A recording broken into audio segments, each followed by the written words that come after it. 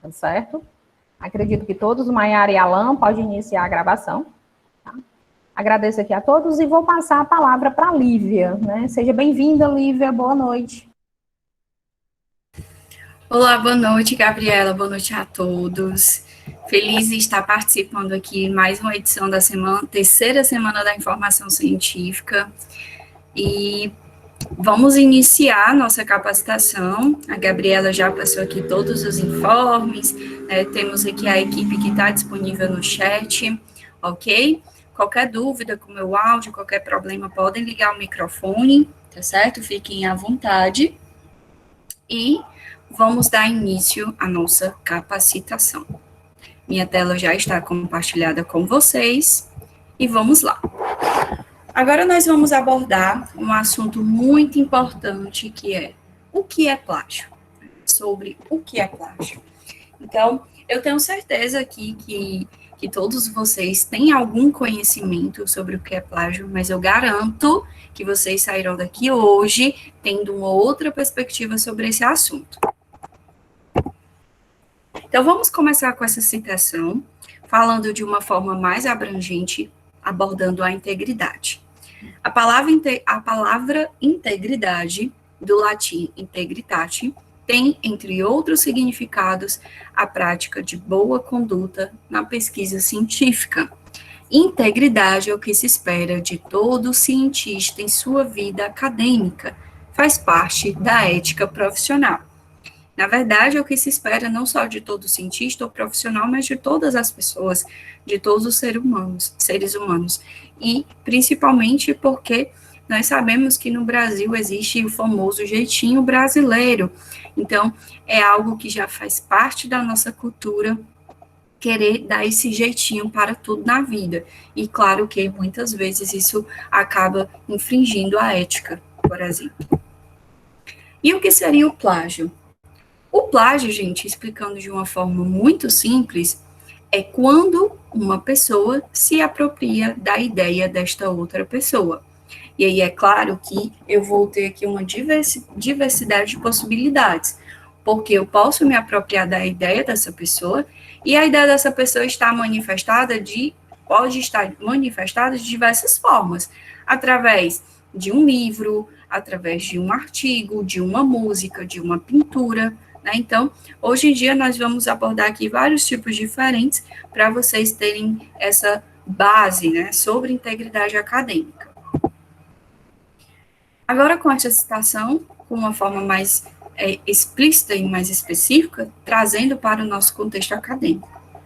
Ato é feito de plagiar a apresentação feita por alguém, como de sua própria autoria, de trabalho, obra intelectual e etc., produzida por outrem. Então, basicamente, foi o que eu falei para vocês, que é se apropriar da ideia de outra pessoa, de uma apresentação, de qualquer que seja a forma como a ideia dessa pessoa está manifestada. Existe uma lei, é a Lei 9.610, é a lei que versa sobre os direitos do autor. É uma lei que precisa ser atualizada? Sim, porque ela é de 1998. Então, realmente está muito antiga. Porém, a norma é a lei que está vigente, tá?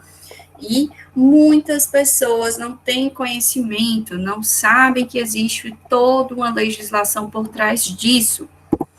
Então, se não referenciar, o que é que vai acontecer? Primeiro, é a violação dos direitos do autor, e como eu falei na capacitação sobre a norma APA, que a gente sempre faz uma breve contextualização sobre esse assunto, eu acredito que muitos de vocês estavam presentes, muitas pessoas não têm conhecimento sobre existe toda uma legislação por trás, e se existe uma lei, se eu estou infringindo essa lei, estou cometendo um crime. Então, realmente é algo sério, tá? Existem consequências. Segundo ponto, descrédito na comunidade científica. Então, para você obter esse descrédito, principalmente com a tecnologia que nós temos hoje, com as redes sociais, você vê que um vídeo ele se torna viral, mundialmente falando, em questão de minutos. Então, tudo é muito rápido, tudo acontece de uma forma muito rápida. E essa fama, digamos assim, essa notícia, não seria diferente. E o terceiro ponto é a perda de títulos adquiridos. Então, pessoas que cometem um plágio, elas vão perdendo esses títulos. Uma pessoa que tem um título de doutor, perderia o título de doutor e passaria a ser mestre, por exemplo. Eu vou mostrar aqui exemplos de plágio para vocês, exemplos bem diferentes, tá? Primeiro, plágio de tecnologia. Plágio de tecnologia? Sim, plágio de tecnologia. Nós estamos vendo aqui 2 smartphones, inclusive são antigos, né, são os primeiros modelos. Temos aqui Apple, né, o iPhone, e temos a outra marca Galaxy, que é o SI9000. O que é que nós podemos constatar? Lívia, eu posso ver, eu tô analisando, e eu tô vendo que não tá 100% igual, só está parecido. É aí que mora o problema. Por quê? Primeiro ponto que eu quero que vocês entendam sobre o que é o plágio. Não precisa estar 100% igual para que seja considerado plágio, tá? Então, nesse exemplo aqui, o que é que eu posso ver? Tá muito parecido, mas não está 100% igual, mas ainda assim é plágio. Por quê? Porque existe um termo chamado grau de similaridade. E o que seria isso? É a porcentagem no qual existe a similaridade entre um objeto e outro, entre um documento e outro, enfim, falando de uma forma mais abstrata, entre uma ideia e outra ideia, tá? Então, neste caso, eu tenho os tamanhos, a cor está parecida, o tamanho está parecido, as bordas levemente arredondadas estão muito semelhantes, a disposição dos botões, a disposição dos apps, tudo isso está muito similar. Então, é considerado, sim, plágio. Segundo, plágio de design. Então, nós podemos ver aqui o Corolla e o Hyundai, essas duas marcas distintas, com os seus respectivos carros, a Accord e a Zera. Facilmente, nós poderíamos confundi-los na rua, porque eles são muito similares, eles são muito parecidos.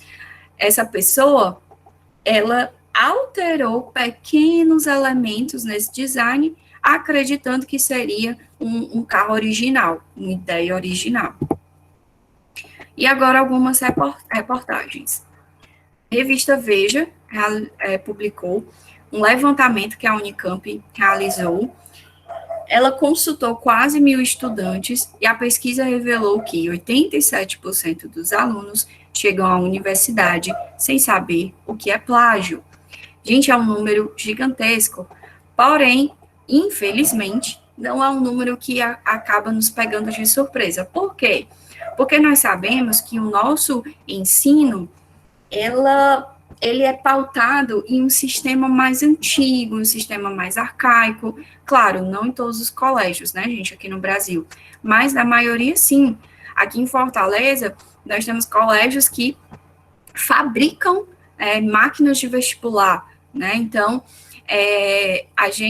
muitas disciplinas que a gente deveria ter no nosso sistema de ensino básico, a gente não tem acesso a isso. Então, parte de integridade acadêmica, educação financeira, entre tantos outros assuntos que são muito relevantes, muito pertinentes, não estão presentes.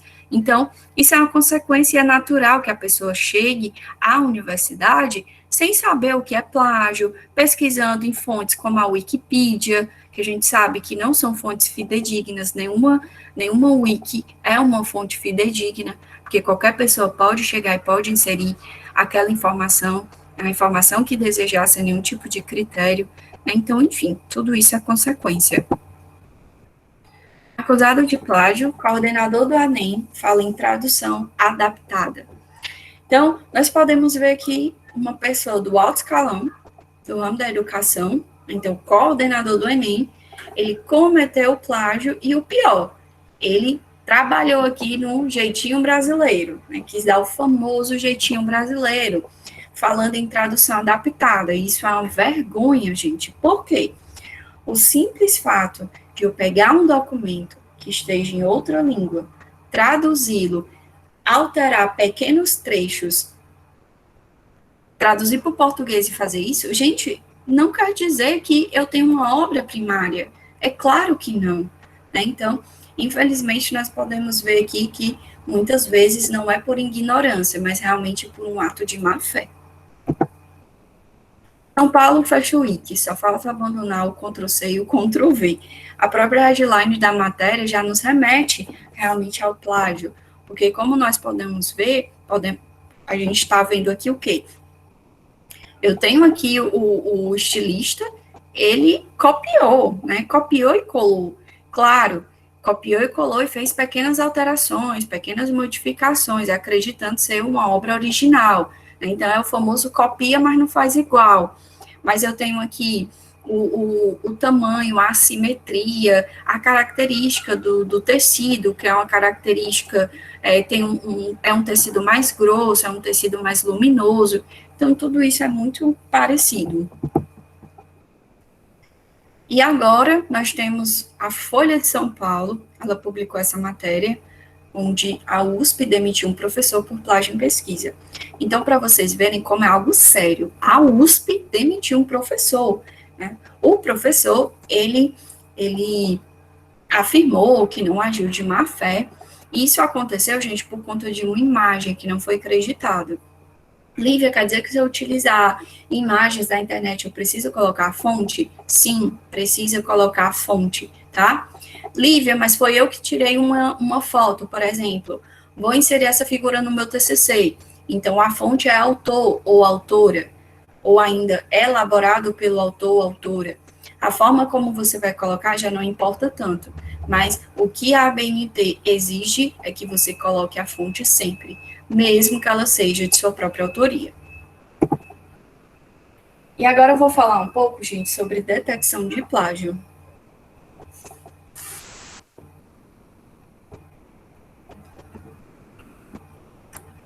Nós estamos vendo aqui o Turnitin, ou Turnitin. Ele é um programa bem conhecido, um software bem conhecido, tá? E esse programa, ele auxilia muito, né, os professores, por exemplo, da Unifor.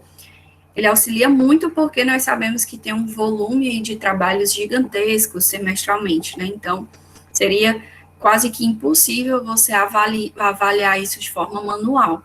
E o que é que esse software faz? Ele vai fazer uma análise, uma varredura do arquivo, do documento que você inserir, carregar o arquivo dentro dele, tá? Você carrega o arquivo e o documento, ele passa por toda uma verificação. Ele é um software, não é um software gratuito, tá, gente? Ele é um software pago. Inclusive, ele tem até um valor extenso, tá? Mas é um programa que facilita muito, fidedigno, e com certeza tem um grande papel aí, né, nessa busca, né, em combater esse tipo de problema que nós podemos ver todos os dias. Então, o que é que ele vai fazer, basicamente? Ele vai fazer essa análise, essa varredura, e ele vai destacar, de acordo com as cores, aqui ao lado vai aparecer, destacando, combinando as cores, os elementos, as bases do local da fonte primária, né? Então, por exemplo, aqui na cor rosa, corresponde, eu tenho aqui o número 20, corresponde à fonte número 20 que está aparecendo aqui ao lado, né? Então, teria que descer aqui a barra de rolagem, tá? E assim por diante. Então, ele destaca o trecho e, de acordo com a cor, aparece a fonte ao lado e o número também do texto correspondente, que tem um possível plágio, ou seja, ele está apresentando aqui o grau de similaridade. Então, por exemplo, nessa primeira fonte, que é a Brapsi, eu tenho 6% de correspondência, assim como a segunda fonte, Cielo, tem 3%. No total de todas as fontes aqui que foram citadas, eu tenho um total de 35% de correspondência desse texto, né? Então, eu vou avaliar, o professor, a pessoa que está responsável vai avaliar para determinar se realmente foi um plágio ou não. Então, o que é que o professor faz? Ele faz algumas configurações, tá, de porcentagem no programa. Por quê? Nós podemos ver que o programa, ele destacou aqui ciência da informação, competência em informação. São termos muito gerais, muito amplos, e isso não é considerado um plágio. Então, o professor, ele vai fazer essa configuração e essa análise. Por exemplo, aqui o programa, ele puxou, ele está indicando que existe o grau de similaridade, mas nós sabemos que, neste caso, não trata-se de um plágio, tá? Então, não se preocupem que o professor, ele vai fazer uma avaliação de tudo que o programa está mostrando, tá? De todo o resultado. Então, aqui, nós temos um zoom para vocês verem. Neste exemplo, o número 1, correspondente a 16% no texto. Olhem a fonte, Wikipedia. Então, neste caso, eu tenho 41% de correspondência, no qual, em primeiro lugar, com 16%, eu tenho Wikipedia. Com certeza é plágio, tá? E aqui, só para vocês entenderem o que é que indicam as cores, né? De acordo com a pontuação de semelhança. Então, o programa, ele divide de acordo com a faixa percentual, de 0 a 100, para indicar o texto de correspondência, indicando o grau de similaridade. Azul claro, 0%, azul escuro, 1 a 24, amarelo, 25 a 49, laranja, 50 a 74 e o vermelho, 75 a 100. Então, como vocês podem ver, existe aqui esse parâmetro. Lívia, esse parâmetro é o professor que escolhe? Não, isso aqui é do programa, tá? E agora eu vou falar um pouco, gente, sobre o Creative Commons. Não sei se vocês já conhecem, já ouviram falar, mas o que seria o Creative Commons? Creative Commons são licenças, tá, que as pessoas podem aplicar nos seus trabalhos, certo? Ou seja, os autores vão aplicar nos seus trabalhos. Então, cada dia está mais recorrente o uso desse tipo de licença. E é um tipo de licença muito comum, porque você, basicamente, você vai avaliar qual é o tipo de licença, você acessa o site e faz o download do selo, que é justamente esses aqui que vocês estão vendo, tá? Então, esse selo indica que é um tipo de licença Creative Commons, você faz o download e aplica na sua obra, no seu documento. Isso aqui, gente, vai ser trabalhado em todas as esferas, tá? Não só a esfera acadêmica, mas outros tipos de trabalhos também, ok? Então, vocês estão vendo aqui 5 tipos de licenças. Existem outras? Sim, existem. Mas aqui são as 5 principais, tá? Então, basicamente, o que a pessoa vai fazer? Ela vai ler, tá? Esse documento e ela vai aplicar o tipo de licença que se aplique para o que ela deseja. E eu vou explicar cada uma delas. Lívia, é muito simples, não é? Sim, é muito simples. Vocês vão acessar o documento, acessar o link, não precisa fazer cadastro, não precisa pagar nada, ok? Diferentemente do copyright, né? Que nós sabemos que o copyright existe ali uma série de diretrizes, né? Que você tem que seguir, de cadastro, pagar, enfim. Então, vamos lá. Eu tenho o primeiro tipo, que percebam de antemão que todas as opções, todos os selos, eu tenho um CC, indicando ser um tipo de licença Creative Commons. Em todos também aparecem esse bonequinho, significando o BY. E o que significa o BY?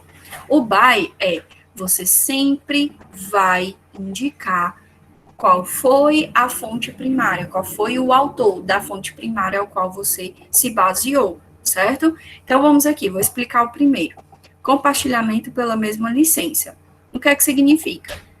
Quando vocês pegarem, por exemplo, uma apresentação, um slide, eu apliquei um slide para esse arquivo que vocês estão vendo, né? Eu apliquei uma licença para esse slide que vocês estão vendo, tá? Então, no final, vou dizer para vocês qual foi.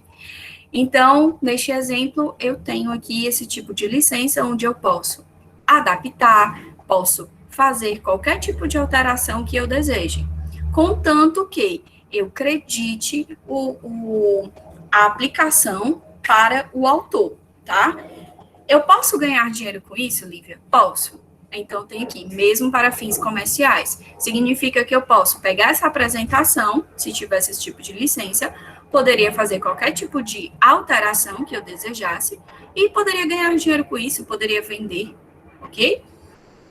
Claro, sempre acreditando a pessoa, e eu vou licenciar as minhas novas criações sob os mesmos termos. Então, outras pessoas vão poder fazer exatamente a mesma coisa com os meus trabalhos, com as minhas criações, a partir dessa licença. No segundo, nós temos não a obras derivadas. Então, o que é que significa? Significa que outras pessoas podem utilizar essa obra para qualquer propósito, inclusive ganhar dinheiro com isso, tá? Porém, não pode ser compartilhado com outras pessoas de forma adaptada. Por quê?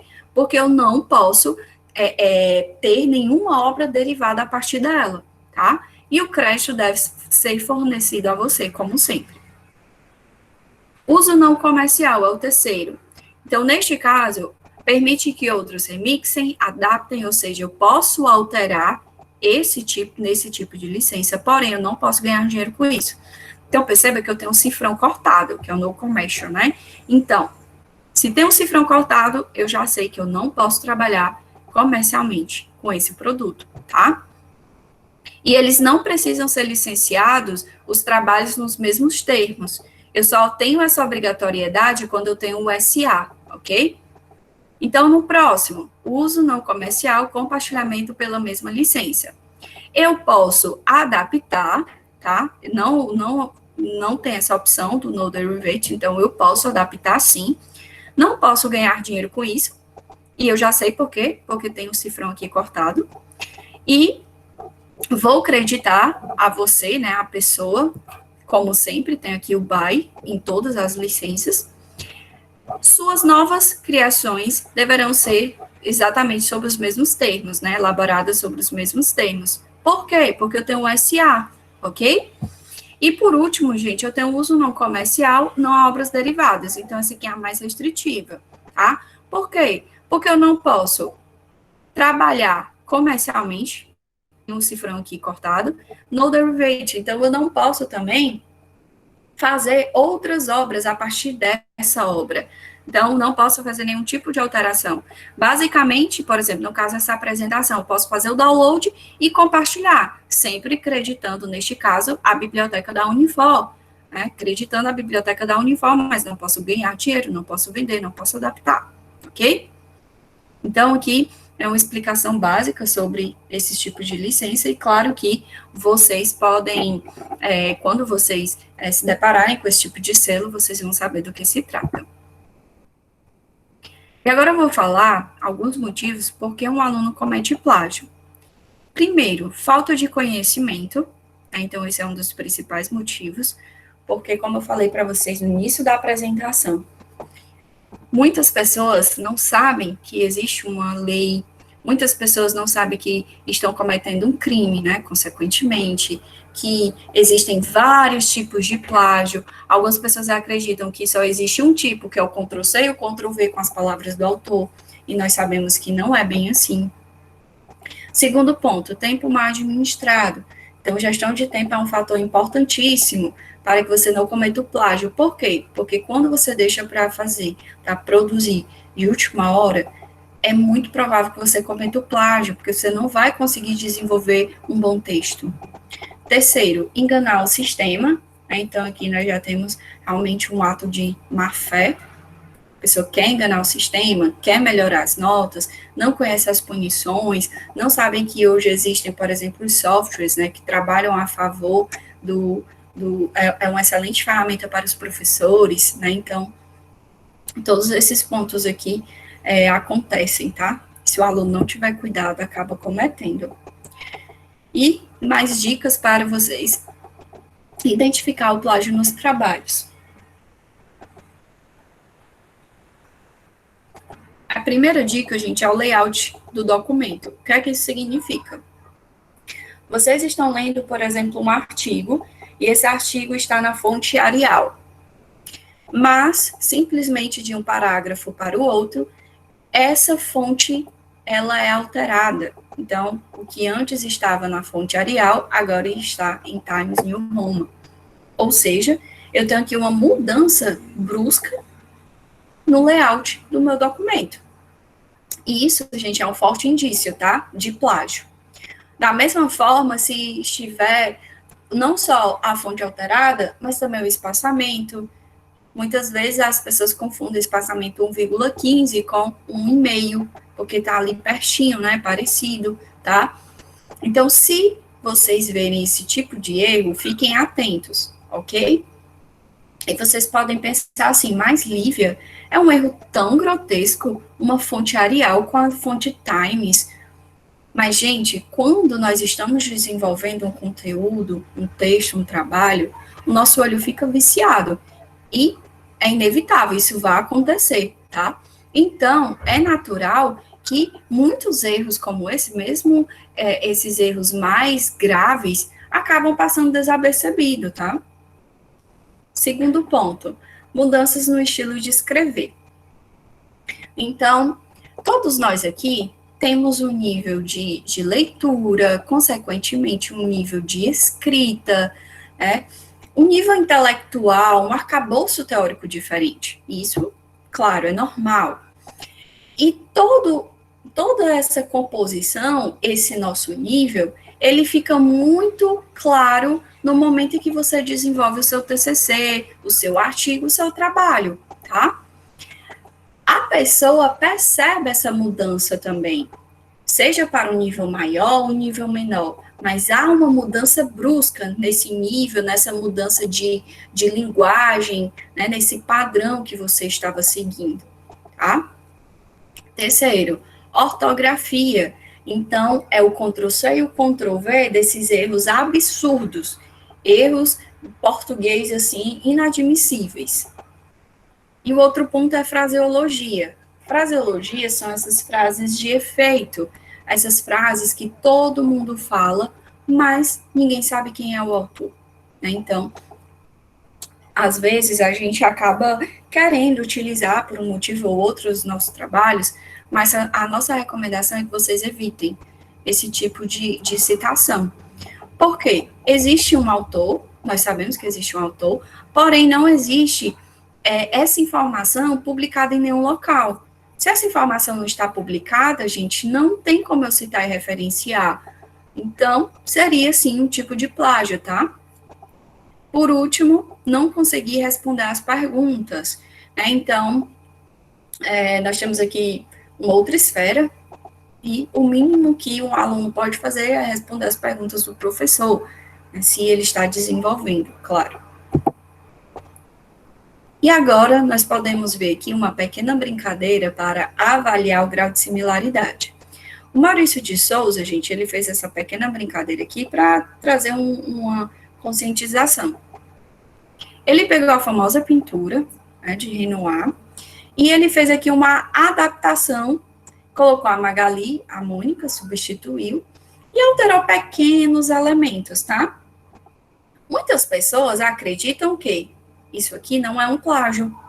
Então, eu tenho basicamente as mesmas características, claro que alguns elementos foram alterados, mas basicamente eu tenho as mesmas características, um grau de similaridade muito grande. Muitas pessoas acreditam ou tentam se enganar que isso não seria um plágio. Um outro exemplo, saindo dessa esfera da artística de pintura, um outro exemplo seria no ramo da música. Se vocês pesquisarem hoje no Google, vocês verão a quantidade de processos milionários, né, de pessoas, de artistas, de cantores, né, de músicos. Por quê? Porque a pessoa comete o plágio. Como? A pessoa pega uma música, altera pequenos elementos da estrutura dessa música, da melodia, das estrofes, e acreditam que deram início a uma obra primária, né? Então, nós já sabemos, com certeza, que é claro que isso caracteriza como um plágio. Então, tem diversos julgamentos, julgamentos que estão em andamentos, julgamentos que já tomaram as decisões, né? Processos aí milionários, tá? E agora uma citação para tocar num ponto muito importante. A ciência é patrimônio universal, tem espírito coletivo e sua construção exige integridade e compromisso com a verdade. Mas, atenção, mas está sujeita a erros como qualquer atividade humana. Nunca é demais lembrar que erros involuntários nada tem a ver com má conduta científica. Gente, por que é que nós fazemos questão de sempre deixar clara essa citação aqui e fazer uma breve contextualização sobre ela. Uma pessoa pode ter cometido plágio e ter agido de má fé? Pode, claro, nós vimos aqui o exemplo, aquela matéria da revista Veja, né, coordenador do Enem. Mas uma pessoa pode ter cometido plágio e não ter consciência disso? Também pode acontecer. E nós também vimos um exemplo aqui do professor, e ele afirmou que ele não agiu de má fé, né, foi um erro. E esse tipo de erro, gente, nada tem a ver com uma conduta científica, então a gente precisa ter cuidado, tá? Porque uma pessoa pode ter cometido erro, pode ter cometido um plágio, mas isso não quer dizer que ela é um mau caráter, isso não quer dizer que é uma pessoa antiética, ok? Mas, vamos aqui, né? Vamos aqui para uma pequena observação.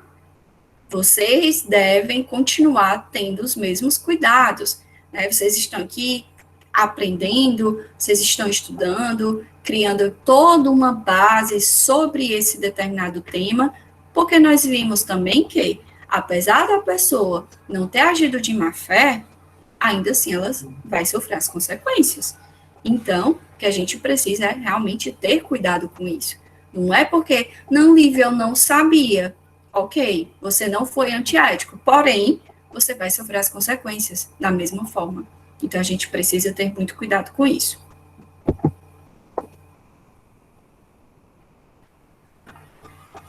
Vamos agora para as dicas. Usando as devidas regras para fazer citações e referências. Gente, é o seguinte.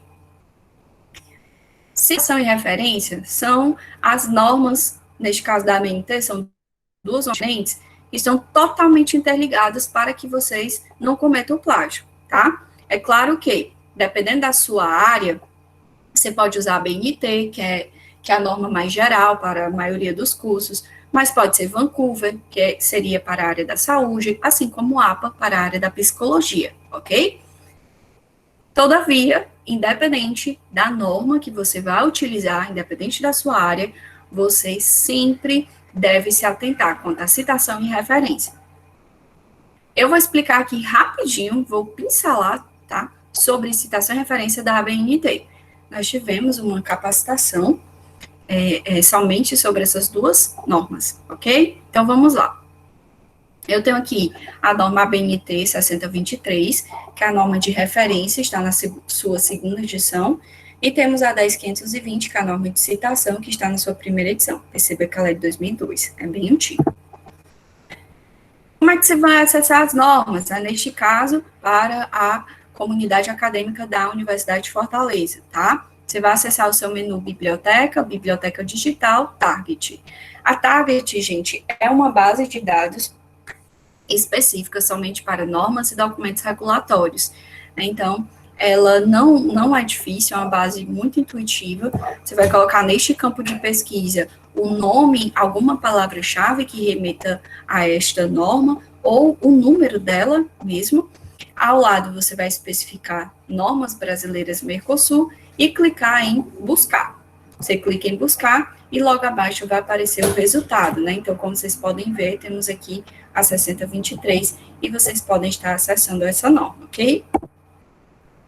Então, começando aqui com a citação indireta.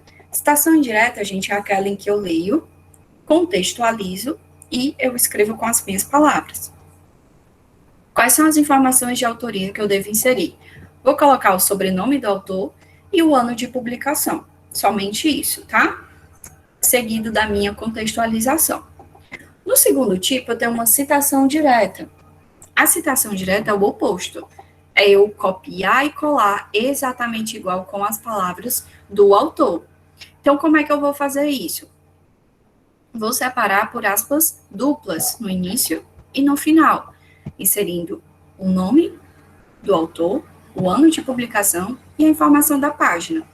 Então, neste caso, eu tenho um elemento a mais, que seria a página. Se você copiar e colar com as palavras do autor, é obrigatório inserir a página, ok? Isso seria uma citação curta, que ela é caracterizada quando ela tiver até 3 linhas. Temos um outro exemplo aqui de uma citação curta, 3 linhas, aspas no início e no final da citação, autor, ano e página.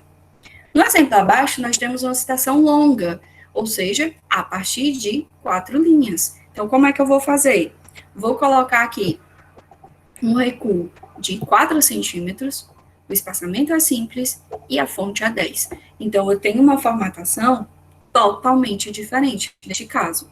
Mas é claro que as informações de autoria não vão ser alteradas. Então, eu tenho aqui autor, ano e página. E agora, esse quadro, ele é muito, muito importante. E eu tenho certeza que vai ajudar aqui a maioria das pessoas, se não todas, tá? Eu peguei, gente, esse quadro, nós pegamos esse quadro do MIT, né? Então, temos uma fonte aqui altamente fidedigna, e isso ninguém pode duvidar, não é mesmo? Coloquei aqui, tá, o link, vocês podem estar acessando o documento depois na íntegra, e eu indico a leitura, porque é uma leitura muito válida. Claro que a fonte original está no inglês, né, mas, enfim, com os recursos que nós temos hoje em dia, isso não é mais um empecilho. E esse quadro, gente, ele vai mostrar a diferença de um texto original, o mesmo texto sendo plágio e o mesmo texto sendo uma paráfrase. Primeiramente, o que seria uma paráfrase? Paráfrase ou citação indireta é a mesma coisa, tá? E o que seria? Leio, contextualizo e escrevo com as minhas palavras. Citação indireta, ok? Então, vamos lá. Eu tenho aqui o texto original, como vocês podem ver, tem uma fonte. Vamos para esse texto sendo um plágio. Perceba que eu vou ler aqui um trecho do texto original. Os americanos temem menos a globalização do que qualquer outra pessoa. Vamos agora para o plágio. Os americanos temem menos a globalização do que as pessoas de outros países. O que foi que eu acabei de ver aqui? Essa pessoa copiou e colou o trecho e esta pessoa apenas fez uma pequena alteração do que qualquer outra pessoa por pessoas de outros países, como vocês podem ver. Então, isso é um plágio? Com certeza é um plágio. Por quê? Porque o fato de eu alterar pequenos elementos, pequenos trechos, alterar palavras por sinônimos, isso não transforma esse texto em um texto original, ok? Então, por exemplo, eu tenho aqui, quando os americanos pensam na globalização, pensam na economia global como uma versão ampliada da economia americana. Os americanos veem a globalização como uma versão ampliada de sua própria economia. Novamente, nós temos aqui a mesma situação. Copiou e colou, e o que foi que a pessoa fez? Ela apenas alterou pequenos elementos. Agora vamos para paráfrase, ou seja, citação indireta. Perceba que eu tenho um texto aqui menor, né, um texto mais sucinto. Eu estou falando a mesma coisa que o texto original, porque uma citação indireta é isso, é você falar aquela ideia do autor, mas segundo a sua perspectiva, tá? De acordo com o seu ponto de vista. Vamos lá para o texto. Por que os americanos veem a globalização simplesmente como uma forma maior de sua própria economia, eles estão menos preocupados com isso do que o resto do mundo. Vocês concordam que eu falei a mesma coisa, mas de uma forma diferente? Tá? Então, aqui vocês podem ver realmente a diferença, porque quando a gente explica, às vezes fica muito subjetivo, né? E nesse exemplo você consegue visualizar realmente, na prática, o que seria um plágio e o que seria uma citação indireta. E eu vou dar uma dica, gente, muito boa.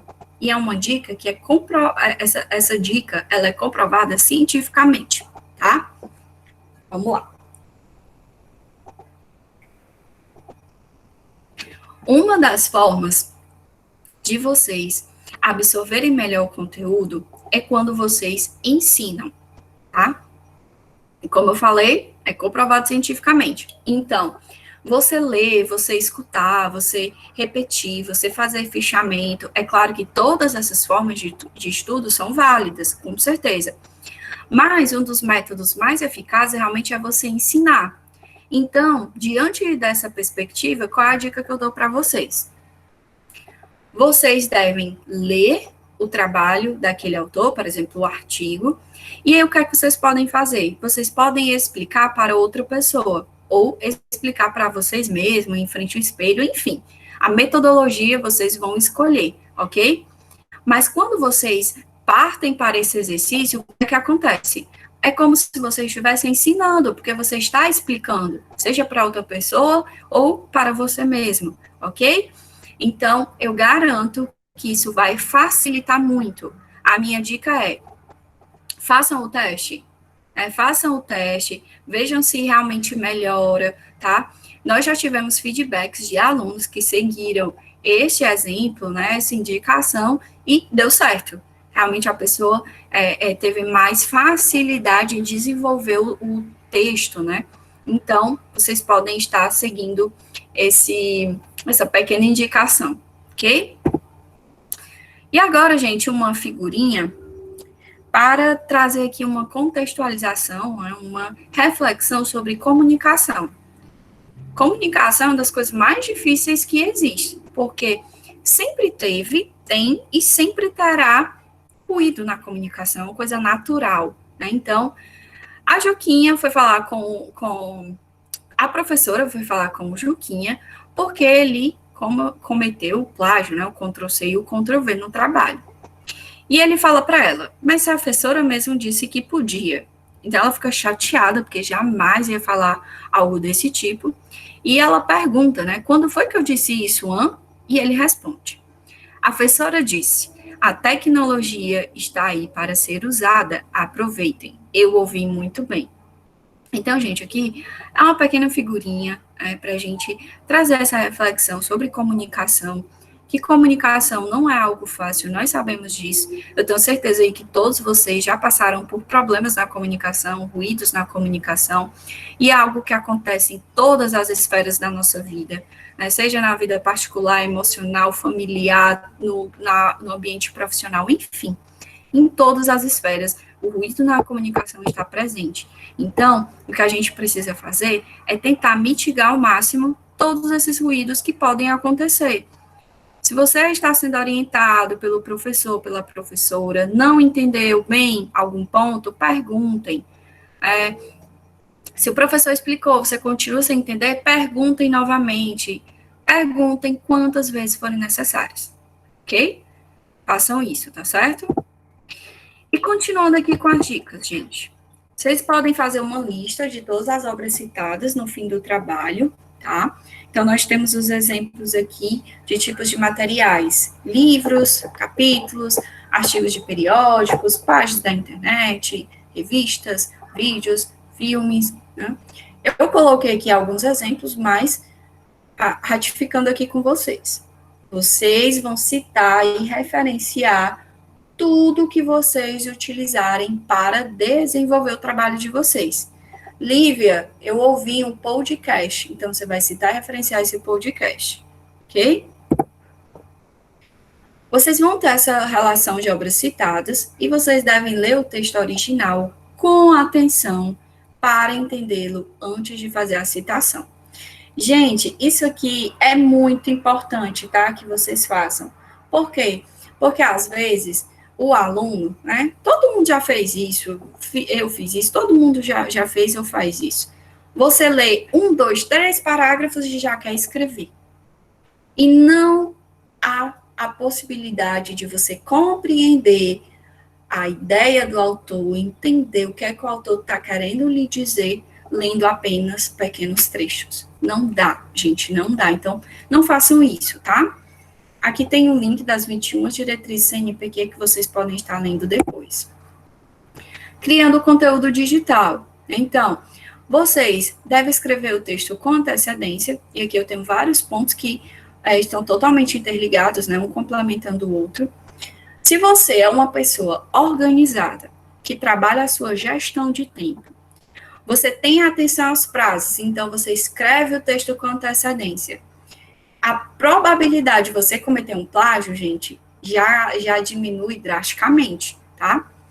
Vamos lá, eu tenho um perfil de aluno A, que é exatamente esse perfil que eu acabei de elencar essas características aqui, e eu tenho o aluno B, que é um aluno desorganizado, um aluno que deixa para escrever, desenvolver o texto dele em cima da hora, não tem atenção aos prazos, tudo de uma forma atrasada. Existe uma possibilidade desse aluno cometer o plágio? Sim, e essa possibilidade é gigantesca, tá? Então, se organizem, trabalhem a gestão de tempo de vocês, se conheçam, né? Vejam qual é a melhor logística. Cada um aqui tem uma logística diferente, cada um tem uma realidade diferente, cada um trabalha de uma forma diferente. Tem pessoas que só funcionam à noite, só produzem à noite. Tem pessoas que só produzem de dia. Eu sou uma pessoa mais diurna, por exemplo. À noite, eu não sou muito produtiva. Tem amigas minhas que só estudam de madrugada. Então, se conheçam. Da mesma forma, tem pessoas que preferem tirar 2 dias na semana e focarem e desenvolverem um conteúdo mais extenso. Tem pessoas que não, preferem todos os dias desenvolver um pouquinho.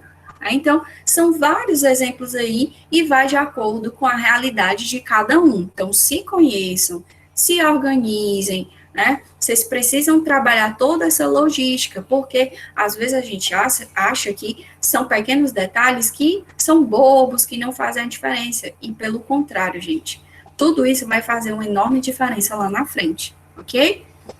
Dedique tempo para realizar pesquisas mais aprofundadas com mais qualidade. Muitas pessoas têm a falsa sensação de que estão perdendo tempo nesse momento de prospecção, ou seja, nesse momento de pesquisar essas fontes. E elas estão redondamente enganadas. Por quê? Porque esta é uma das principais fases.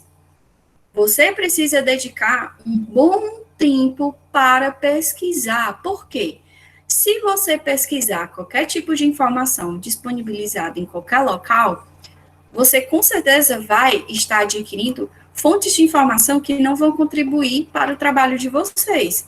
Então, são fontes, por exemplo, que não são fidedignas, porque quando vocês forem pesquisar, vocês precisam aplicar alguns tipos de critérios, né? Então, por exemplo, onde é que essa informação está disponibilizada? Está disponibilizada em um portal de periódicos, em uma base de dados ou em um blog? Tem pesos diferentes, não é? Concordam?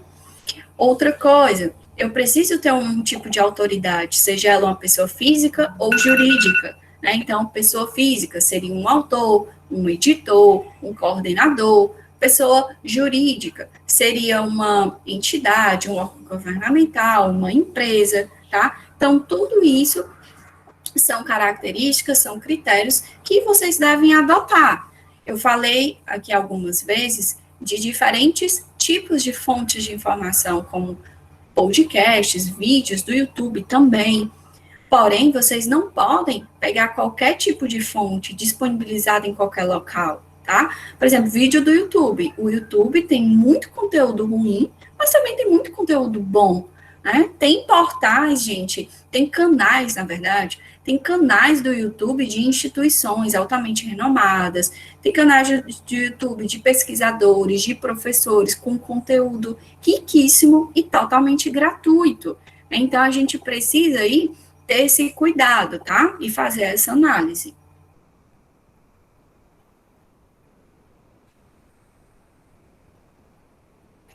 E, por último, nós temos a seleção de diferentes tipos de fontes de informação. O que é que eu quero dizer com isso? O livro, ele sempre foi e sempre será uma excelente fonte de informação, tá? Mas vocês podem estar utilizando, juntamente com o livro, outros tipos de fontes. Então, artigos publicados em revistas, artigos publicados em eventos também, são fontes que elas são publicadas de uma maneira mais rápida. Então, a informação, ela gira de uma forma mais rápida e vocês têm acesso a um conteúdo mais atualizado. Por exemplo, o COVID. Quantos artigos de revisão, quantos artigos estão trazendo aí muitas evoluções, trazendo inovações, informações novas sobre o COVID? Diversos, né? Então, tem muitos periódicos internacionais que vocês podem estar acessando, né? Quem faz parte da comunidade acadêmica da Universidade de Fortaleza tem acesso, por exemplo, a esse tipo de conteúdo, são conteúdos de portais de periódicos, portais como a CAPES, a EBSCO-Host, né, portais internacionais, periódicos internacionais. Então, tudo isso são fontes que vocês devem estar utilizando para trazer mais informações mais atualizadas, trazer inovações, ok? Eu não estou dizendo, gente, de forma alguma, tá, que livro não é uma boa fonte, ok? Por favor. É uma excelente fonte. O que eu estou falando é para vocês diversificarem. Salvar a fonte com o nome da obra, o autor e a página, isso facilita bastante na organização. Formular seus próprios argumentos, fazer anotações com suas próprias palavras, e isso vai facilitar no momento de citar. Então, vamos supor que vocês vão pegar aquela estratégia que eu falei para vocês. Vocês vão ler um trabalho e vocês vão começar a explicar para vocês mesmos. Ah, o autor quis dizer isso, isso, isso, isso e isso. Essa contextualização, essa explicação de vocês já podem estar gravando no celular, já podem estar digitando, anotando no papel, seja de que forma for, tá? Isso aí não importa. Mas essa ideia que vocês estão explicando, esses argumentos, vocês já podem estar registrando. E isso já é uma contextualização sua, ou seja, citação indireta. Mas, claro, gente, por favor, vocês não vão pegar todos esses argumentos, colocar no trabalho de vocês sem fazer a citação, não. Eu falei aqui rapidamente sobre citação indireta, que é quando você contextualiza. Então, coloquem o nome do autor e o ano, tá? Não esqueçam disso, por favor. E agora eu vou falar aqui sobre os tipos de plágio mais comuns no meio acadêmico. Existem outros tipos? Existem, inclusive vocês já viram, tá? Mas para a nossa realidade, esses aqui são os principais. Primeiro, plágio direto. Plágio direto, gente, é o Ctrl+C e o Ctrl+V, literal, com as palavras do autor, tá? Segundo, plágio indireto. O plágio indireto é quando eu faço uma contextualização minha, ou seja, eu não copiei e colei exatamente igual com as palavras do autor. Terceiro, plágio mosaico. Plágio mosaico são pedaços, são fragmentos de diferentes tipos de fontes de informação. Então, são fragmentos grandes, como capítulos, como páginas, ou fragmentos menores, como parágrafos, linhas. Depois nós temos o plágio consentido, em que a gente já deduz, né? Então, houve um consentimento por parte do autor. Então, o autor deu o consentimento dele e colocou o nome de outra pessoa que não teve nada a ver com a produção deste trabalho. Então, por exemplo, eu tenho um artigo e eu submeti o meu artigo para um determinado evento, iria apresentá-lo. Mas, por algum motivo, eu não vou mais poder estar presente neste evento, então, eu coloquei o nome de uma amiga no meu trabalho para que ela pudesse apresentá-lo. Isso é errado? Claro, gente, claro que é errado, porque essa pessoa, ela não desenvolveu essa ideia, ela não desenvolveu esse artigo. E muitas pessoas já passaram vergonha nesses eventos. Por quê?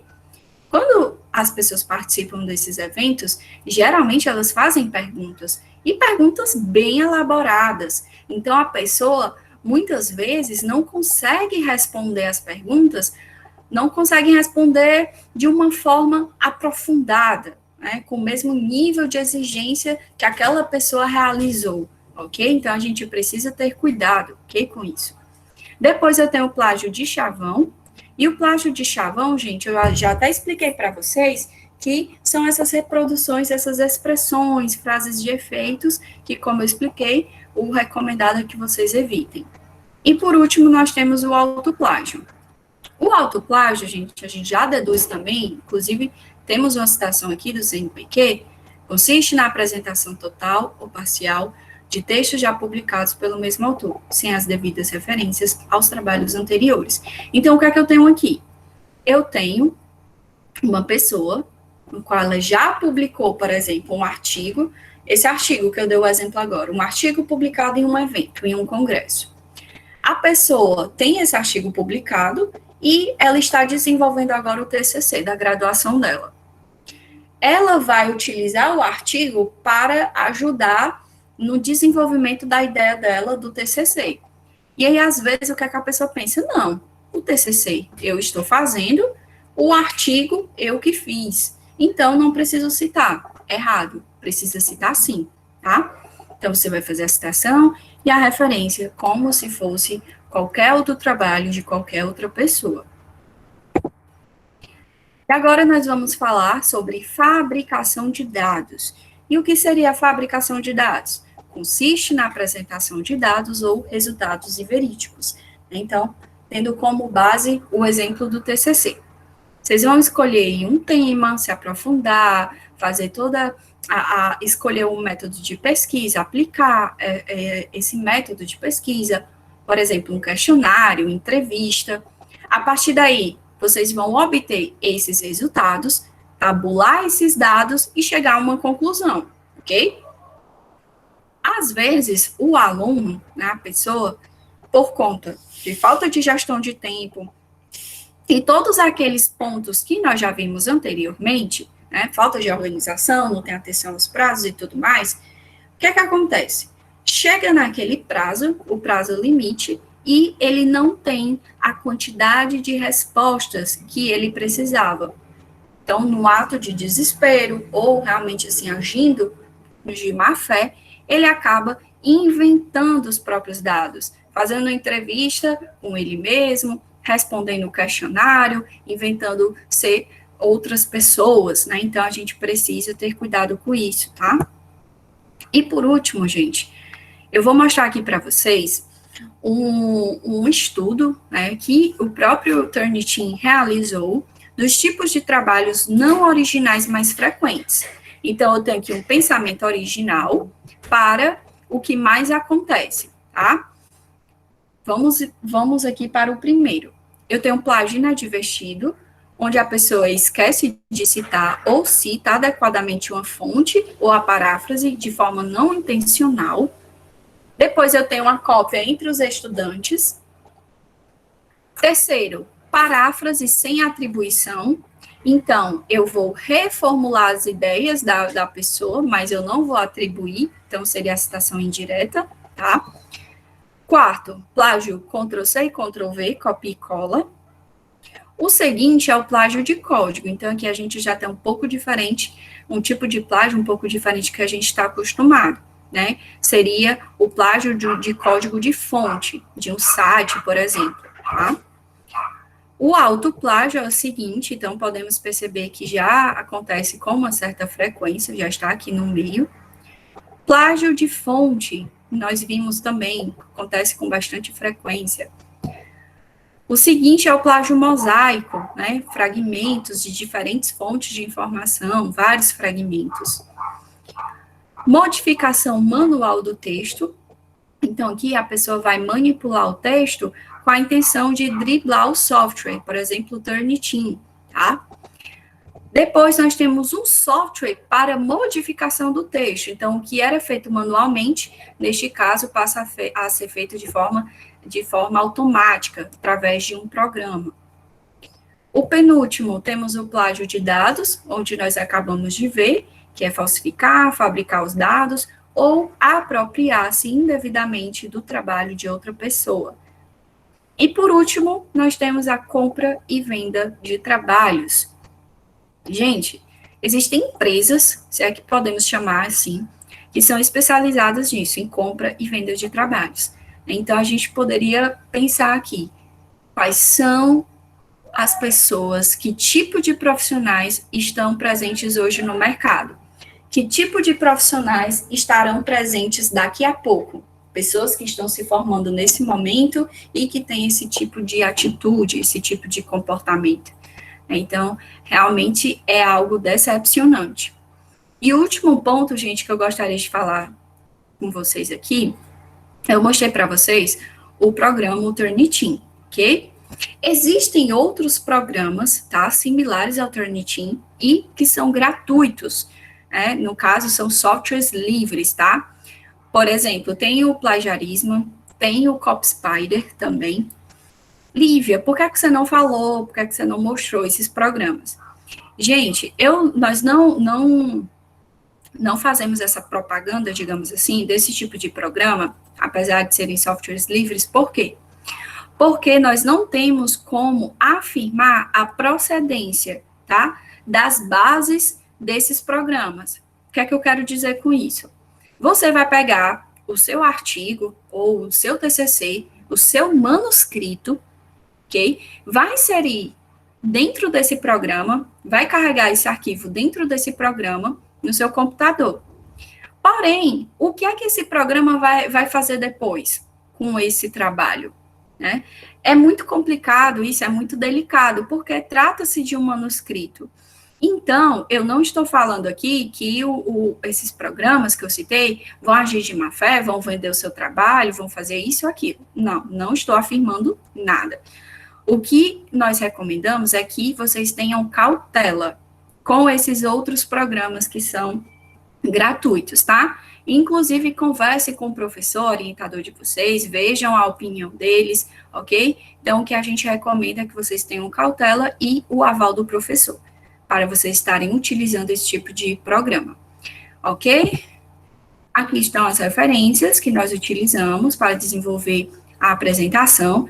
Passei muito tempo falando sobre isso, né, gente? Então, não seria diferente, senão eu estaria cometendo um crime. Muito obrigada pela atenção de vocês. Gostaria de agradecer imensamente. Feliz que temos aqui muitas pessoas na sala de aula. E vamos para as perguntas agora. Gabriela, está com o arquivo aí? Oi, Lívia.